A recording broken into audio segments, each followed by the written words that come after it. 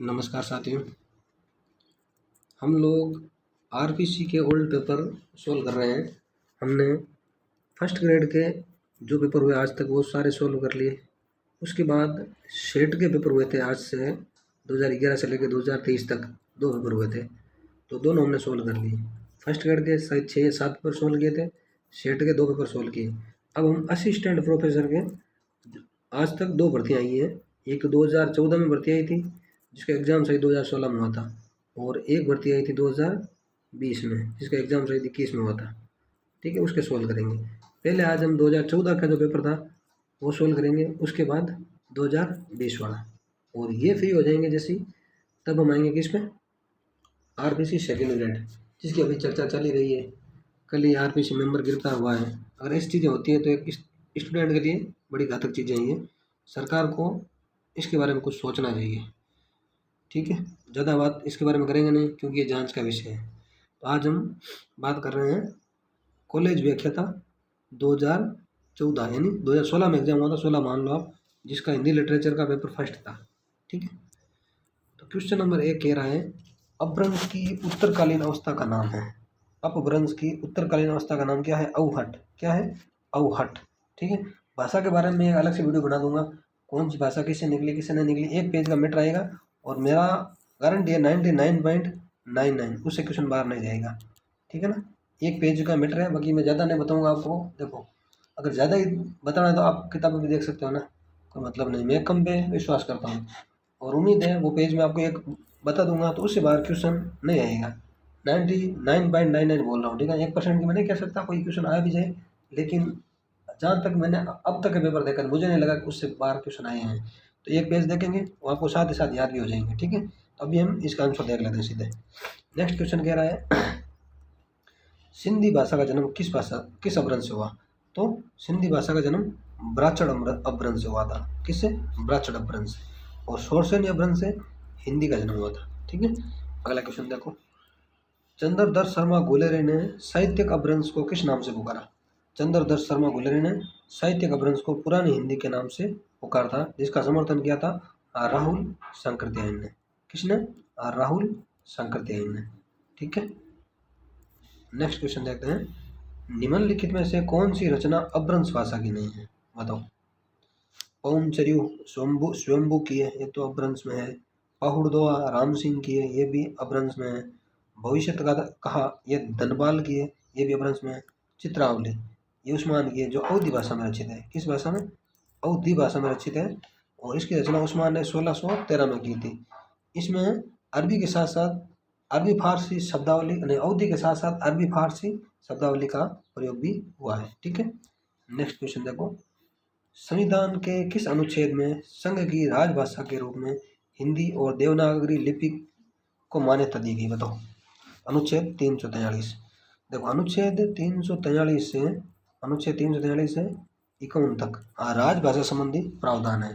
ठीक है, 343 से 51 तक के सारे अनुच्छेद आपको याद होने चाहिए, क्योंकि कई बार क्वेश्चन थोड़ा अलग आ जाता है।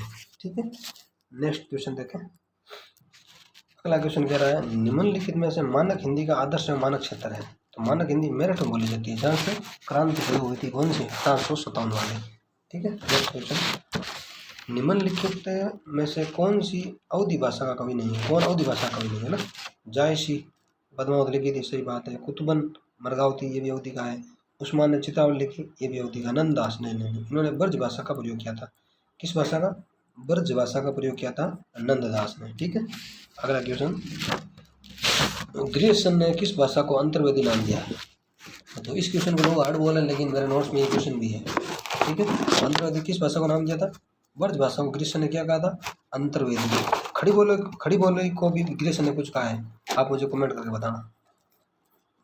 मतलब ब्रज भाषा को तो अंतर्वेदी कहा, वैसे ही खड़ी बोली को कुछ कहा है ग्रीसन ने, क्या कहा है आप? ठीक है, नहीं तो अगले वीडियो में हम बता देंगे। अगला क्वेश्चन देखो।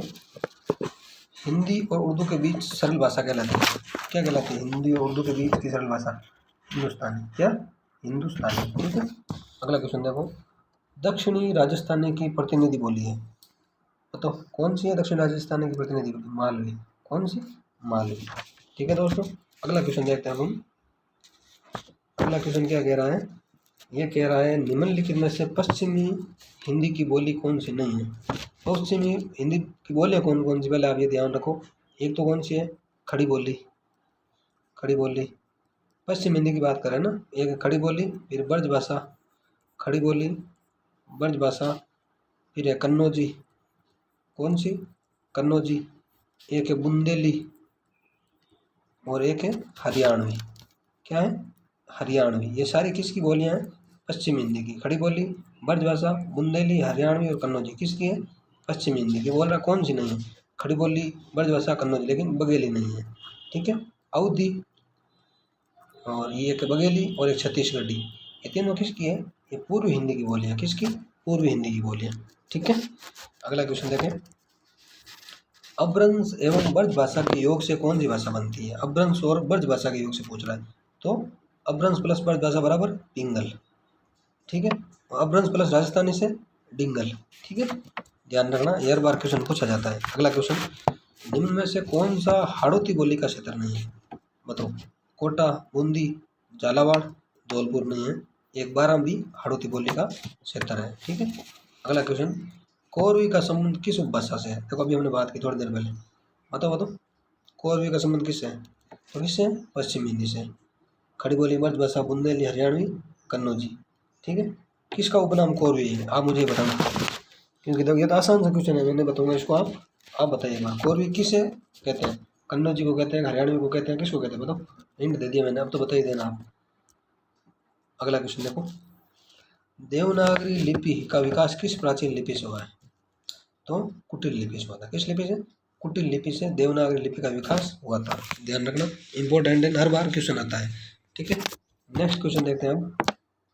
ये क्वेश्चन कह रहा है उच्छिष्ट शब्द का सही संधि विच्छेद क्या है, उच्छिष्ट का, बताओ। उत्तधन श्रेष्ठ पहले ही सही है, ये हलंत आएगा, इसमें हलंत नहीं है। ठीक है, और यहाँ सी नहीं, इसलिए गलत हो गया। ये दे नहीं आएगा, यहाँ सी आएगा।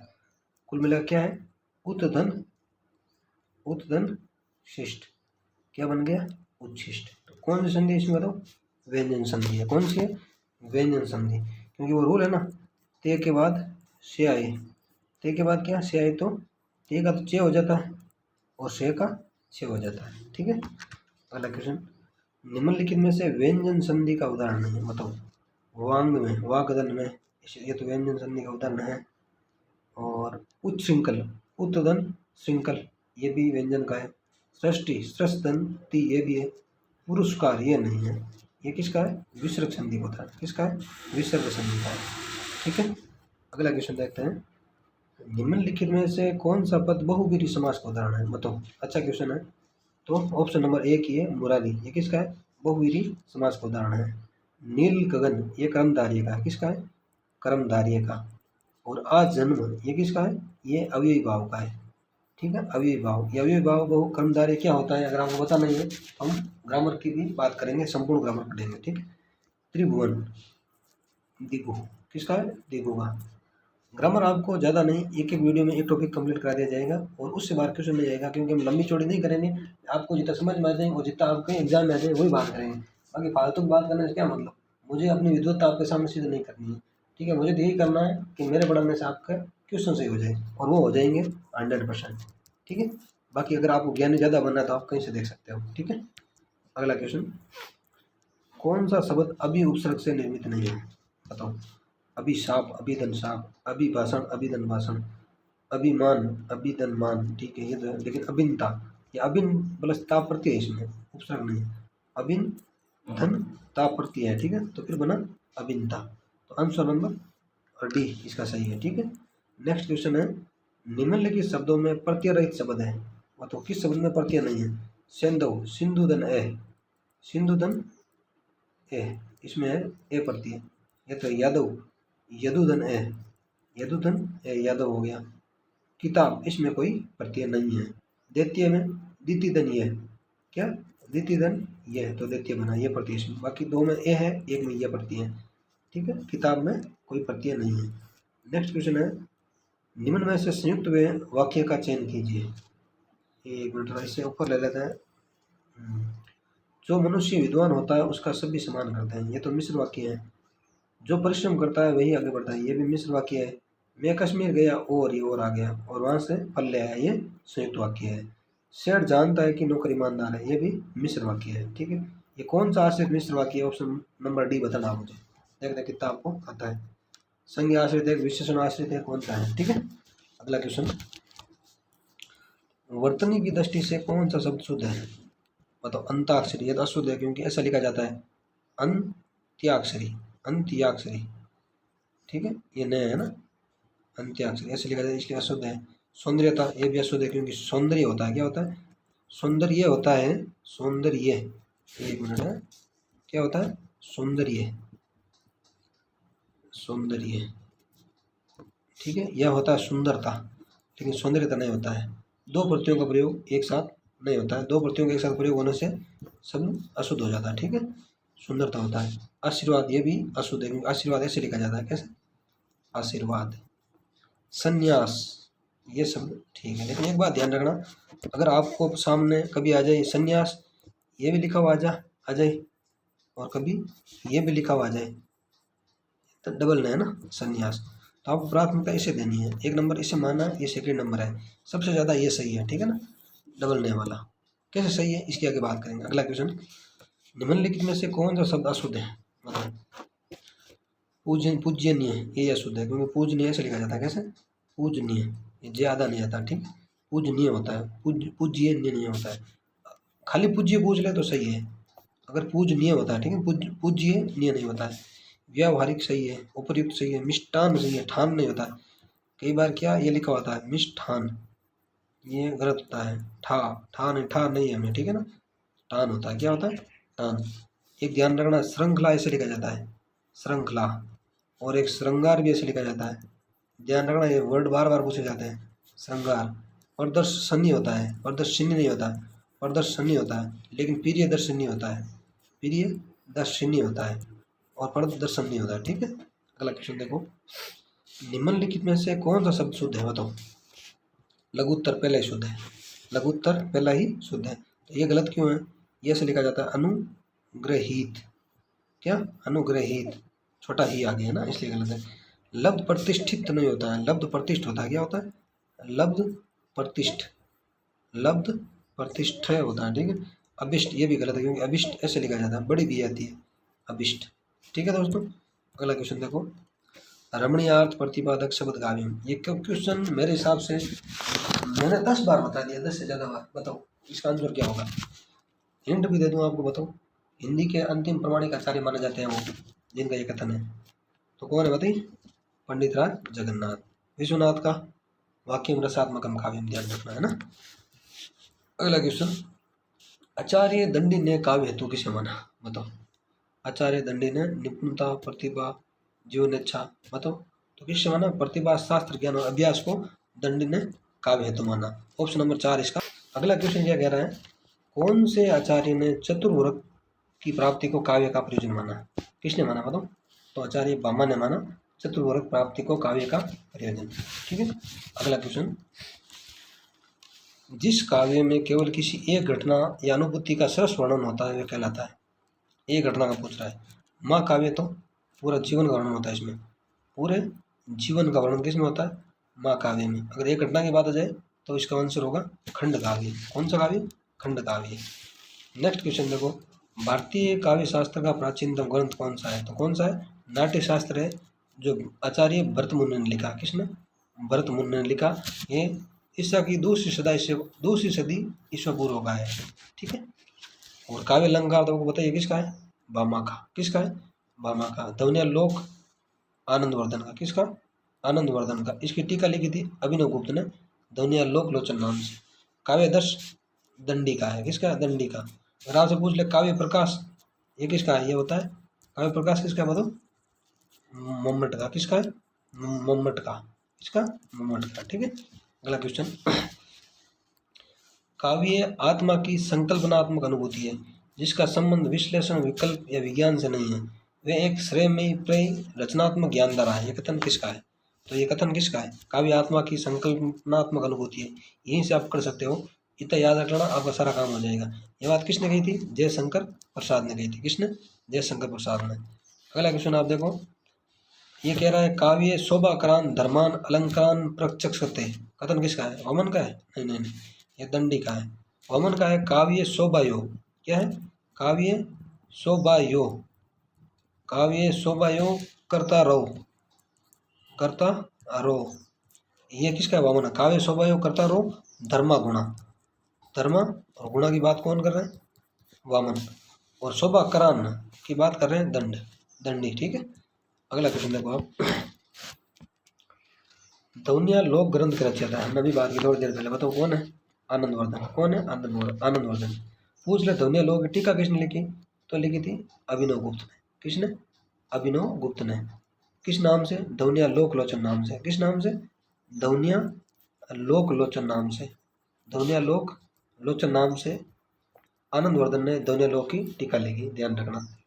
और ये पंडित जगन्नाथ वही है, रमणीय प्रतिपादक शब्द काव्य सबसे ज़्यादा ये पंक्ति पूछी गई है आरपीसी में। ठीक है ना। अगला क्वेश्चन देखो। रस गंगाधर ग्रंथ के रचयिता है कौन है? विश्वनाथ? नहीं नहीं नहीं, भरतमुनि। तो कौन है? पंडित जगन्नाथ। इनका समय है 17वीं सदी। कौन सी सदी? 17वीं सदी। ये हिंदी के अंतिम प्रमाणिक आचार्य माने जाते हैं पंडित राज जगन्नाथ। हमने पहले भी बात की थी। विश्वनाथ का तो वो आपको बताइए, वाक्यम रसात्मकम काव्यम, साहित्य दर्पण रचित थे विश्वनाथ। भरतमुनि नाट्य शास्त्र। मम्मट बताओ, अभी बात की थी, क्या है मम्मट का? काव्य प्रकाश। कौन सा प्रकाश? काव्य प्रकाश। अगला क्वेश्चन आप देखो। निम्नलिखित में से वक्रोक्ति का भेद नहीं है। ये क्वेश्चन देखो 50 बार आ चुका है। वक्रोक्ति कितने आप अंदर से पढ़ लो, लेकिन क्वेश्चन बाहर से आ रहा है। अगर आपको बाहर से नहीं पता तो मतलब नहीं है। पहली बात तो वक्रोक्ति के भेद कितने थे, ध्यान रखना आपको 6। एक उद्दा तत्व था ना लोजेंस का, उसमें उसके 5 भेद थे। ठीक है, कितने भेद थे? 5। और वक्रोक्ति के 6, ध्यान रखना। देखो वर्ण विन्यास वो करता है, पद पूर्वाध वो करता है, प्रबंध वो करता है, लेकिन शब्द वो करता नहीं है। एक कौन का? 3 तो योग। एक है पद पराध वो करता। कौन सा? पद पराध वो करता। एक है वाक्य वो करता। कौन सा वो करता? वाक्य वो करता। एक है प्रकरण वो करता। प्रकरण वो करता। 3 ये 3 ये हो गए 6। और उदात्त तत्व के 5 भेद, ध्यान रखना। ये दोनों में थोड़ी कन्फ्यूजन होती है। ठीक है, अगला क्वेश्चन। किस आचार्य ने शब्द अलंकारों को अधम काव्य, अर्थ अलंकारों को मध्यम काव्य एवं गुणीभूत व्यंग्य को ध्वनि, गुणीभूत व्यंग्य और ध्वनि को उत्तम और उत्तमोत्तम काव्य कहा था? बताओ। कहा तो मोहम्मद ने था, लेकिन ये क्वेश्चन डिलीट हुआ है। क्या हुआ? डिलीट हुआ था। बाकी मैंने जहाँ तक पढ़ा है मोहम्मद का आता ही है। ठीक है, अगला क्वेश्चन देखो। निम्नलिखित में से नगेंद्र का ग्रंथ कौन सा है? बताओ, नगेंद्र का ग्रंथ कौन सा है? रस मीमांसा? नहीं नहीं नहीं, ये तो आचार्य रामचंद्र शुक्ल का है। शुक्ल जी वही जिनका गत्ते में फोटो है, छोटे छोटे मूछों वाले। केदारनाथ अग्रवाल के बन गया ना। मैंने जब भी सोचा मुझे आचार्य रामचंद्र शुक्ल की मुझे याद आई। ध्यान रखना, कथन भी पूछा जा चुका है। ठीक है, रस सिद्धांत ये है आचार्य नागेंद्र की। रसज्ञ रंजन पूछ ले तो ये है महावीर प्रसाद द्विवेदी की। किसकी है? महावीर प्रसाद द्विवेदी की है रसज्ञ रंजन। ठीक है, और अगला क्वेश्चन, अगला ऑप्शन क्या है? साहित्य दर्पण। ये तो है विश्वनाथ। किसका है? विश्वनाथ। अगला क्वेश्चन देखो। ध्वनि के त्रिविध प्रकार निम्न में से कौन कौन से? बताओ। वस्तु, अलंकार और रस। ये ऑप्शन नंबर ए सही है। ये ध्वनि के त्रिविध प्रकार है। रस ध्वनि को सबसे बेस्ट माना गया है। कौन सी ध्वनि को? रस ध्वनि को सबसे बेस्ट माना गया है, ध्यान रखना। वस्तु, अलंकार और रस, ये तीनों ध्वनि के त्रिविध प्रकार हैं। अगला क्वेश्चन। अभिनव गुप्त का रस निष्पत्ति विषय मत कहलाता है। क्या कहलाता है? अनुमतिवाद, ये तो शंकु का है। अभिव्यक्तिवाद अभिनव गुप्त का है, सही बात है। उत्पत्तिवाद लोलट का है। भुक्तिवाद पटनायक का है। देखो एक चीज मैं आपको बता रहा हूँ, ध्यान रखना आप। सबसे पहले तो देखो 4 हुए थे रस निष्पत्ति की व्याख्याकार। फर्स्ट तो थे लोलट, फिर आए थे कौन? आचार्य शंकुक। कौन आए थे? शंकुक। फिर भट्ट नायक। ये इनका क्रम भी पूछा हुआ, ध्यान रखना। लोलट, शंकुक, भट्ट नायक और अभिनव गुप्त। कौन? अभिनव गुप्त। ठीक है, लोलट का सिद्धांत था उत्पत्तिवाद। क्या था? उत्पत्तिवाद। बोल रहा हूँ, ठीक है, लिख देता हूँ। कौन सा? उत्पत्तिवाद। शंकु का सिद्धांत था अनुमितिवाद, जो अभी क्वेश्चन यहाँ से आया था, अनुमितिवाद। ठीक है, और भट्ट नायक का सिद्धांत था भुक्तिवाद। क्या था? भुक्तिवाद। अभी हम शॉर्ट में बात करें, बाकी पूरी कंटेंट के साथ पूरी रस निष्पत्ति की बात करेंगे। और अभिनव गुप्त का था अभिव्यक्तिवाद। क्या था? अभिव्यक्तिवाद। ठीक है, इतना रह जाएगा यार। और इन्होंने रस माना कि रस किस में होता है, रस की उत्पत्ति किस में होती है, ये सिद्धांत इससे लेके था। तो इन्होंने माना, लोलट ने तो, कि रस की मतलब निष्पत्ति किस में होती है? अनुकार्य में। ठीक है, और शंकुक ने भी माना था कि रस निष्पत्ति किस में होती है? अनुकार्य में। लेकिन भट्ट नायक और अभिनवगुप्त ने माना कि रस की निष्पत्ति से हृदय में होती है, ठीक है ना, ये ध्यान रखना। अब क्या है होता है से हृदय, क्या होता है अनुकार्य, इन सब की हम बातें आगे करेंगे, ठीक है। और इनका दर्शन भी पूछा जाता है।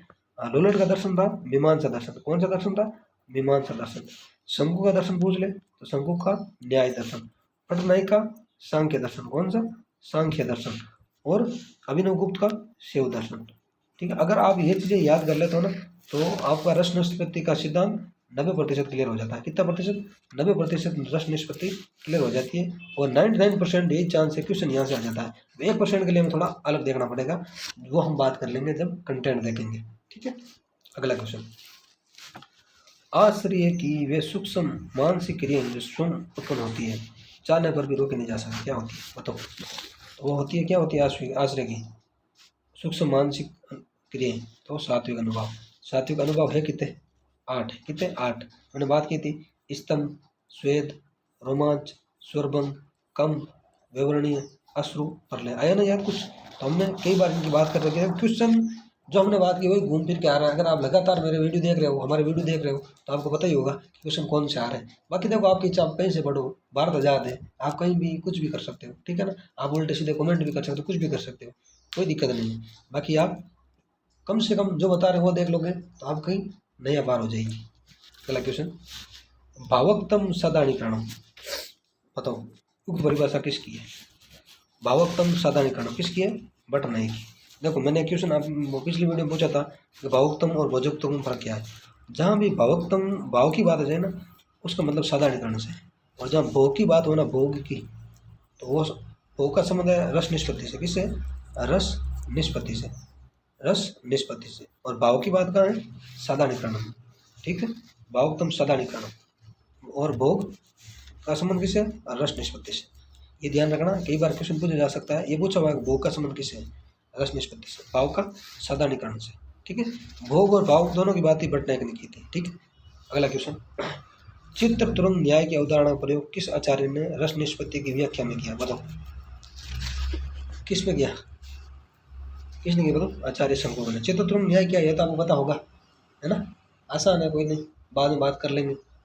शॉर्ट में देखो, देख लो भाई, मैंने ये कोई घोड़े का चित्र बनाए कि ये क्या है, वैसे मुझे चित्रकारी आती नहीं है, कोई चित्र है ना, ये घोड़ा, अब मैंने घोड़ा लिखा तो आपके आंखों के सामने घोड़ा आ गया। मैंने लोटा लिखा तो लोटा आया, टीवी लिखी तो टीवी आई। अगर मैंने कुछ ऐसे वर्ड लिख दिया जिसका कोई लेना देना नहीं है, ठीक है, जो चीज़ें अस्तित्व में हैं उनका नाम लिखते हैं, उनका मतलब बिंब मस्तिष्क में बन जाना, ये चित्र है, ठीक है। चित्र तुरंग न्याय क्या है वो पूरा बाद में देखेंगे, ठीक। अगला क्वेश्चन देखो, आचार्य रामचंद्र शुक्ल के अनुसार साधारणीकरण किसका होता है। शुक्ल पूछे, शुक्ल के अनुसार आलम्बन धर्म का साधारणीकरण होता है, किसका होता है, आचार्य रामचंद्र शुक्ल के अनुसार आलम्बन धर्म का साधारणीकरण होता है। और कवि की अनुभूति का साधारणीकरण होता है, ये किसने कहा था, आचार्य नगेंद्र ने। किसने कहा था, आचार्य नगेंद्र ने। अनुभूति की बात नगेंद्र, अनुभूति की बात नगेंद्र। और आलम्बन धर्म का साधारणीकरण शुक्ल। सहृदय के सामाजिक चित्त का साधारणीकरण होता है, ये बात की थी श्याम सुंदर दास ने। किसने, श्याम सुंदर दास ने की थी। सहृदय के चित्त का साधारणीकरण होता है। और विभाव आदि का साधारणीकरण होता है, ये बात किसने की थी, बटनायक ने। ये देखो चारों कहीं ना कहीं पूछे हुए हैं और आगे पूछे जा सकते हैं।